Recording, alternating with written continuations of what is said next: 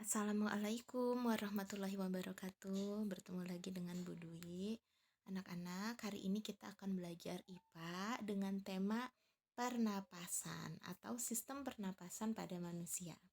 Baik, Ibu akan menjelaskan bernapas. Nah, yang dimaksud dengan bernapas itu adalah peristiwa kita menghirup oksigen dan mengeluarkan karbon dioksida.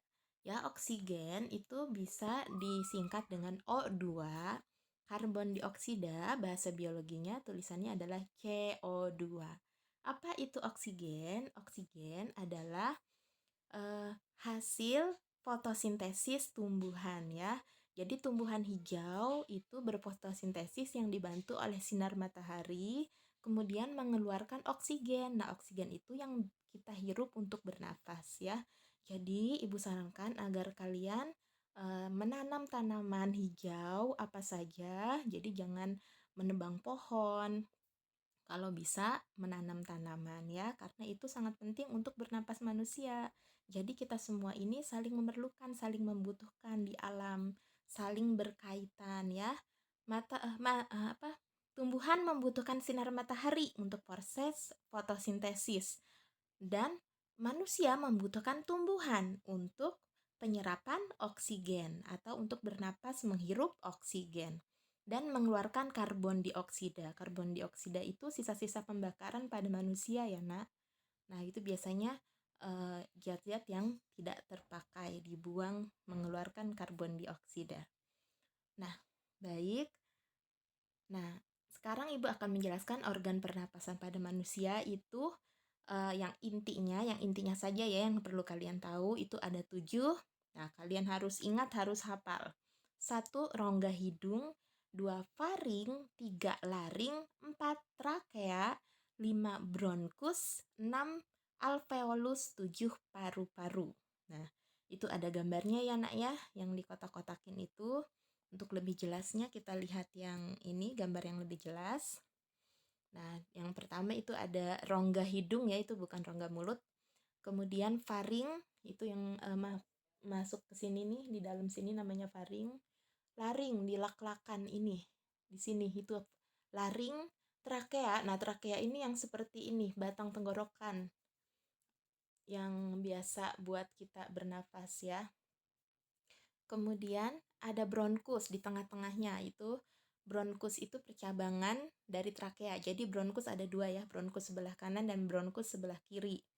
Kemudian ada bronkeolus. Bronkeolus itu adalah cabang-cabang kecil dari bronkus. Tadi kan bronkus itu ada 2. Kemudian bronkus itu ada cabang lagi yang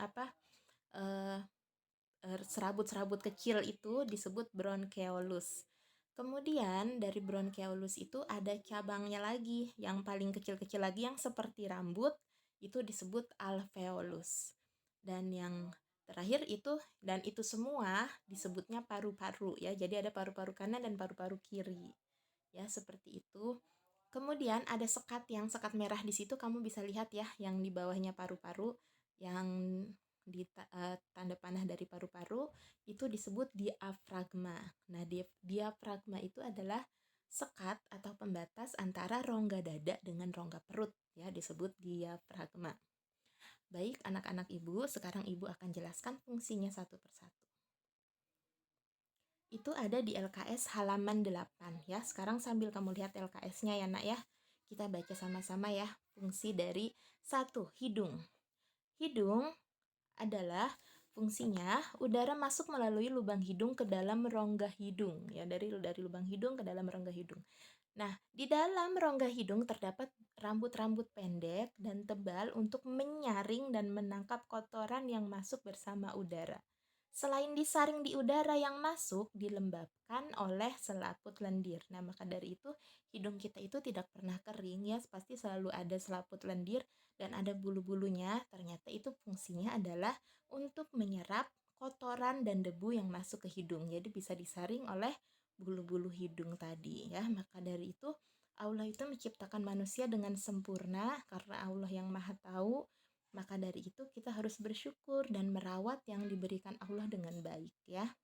Kemudian yang kedua, faring, yang tadi gambarnya sudah ya. merupakan persimpangan antara saluran pernapasan pada bagian depan dan saluran pencernaan pada bagian belakang. Berarti di sini ya, di belakang ya, disebutnya faring. Kemudian laring atau tekak. Nah, di sini. Laring atau tekak jakun ya, terdapat di bagian belakang faring di sini. Laring terdiri atas 9 susun tulang rawan yang berbentuk kotak. Nah, jadi ada yang kayak pipa-pipa gitu bulat-bulat tapi sebenarnya kotak itu ya, disebutnya laring tadi. 4. Trakea, batang tenggorokan.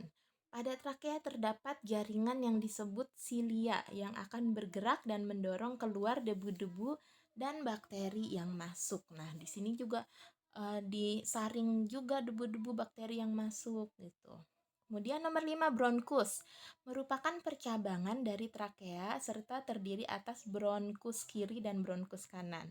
Yang tadi ya, dari percabangan dari paru-paru. Nomor 6, bronkeolus, merupakan percabangan dari bronkus. Yang 7, alveolus, terdapat di dalam paru-paru, merupakan tempat terjadinya pertukaran oksigen dan karbon dioksida.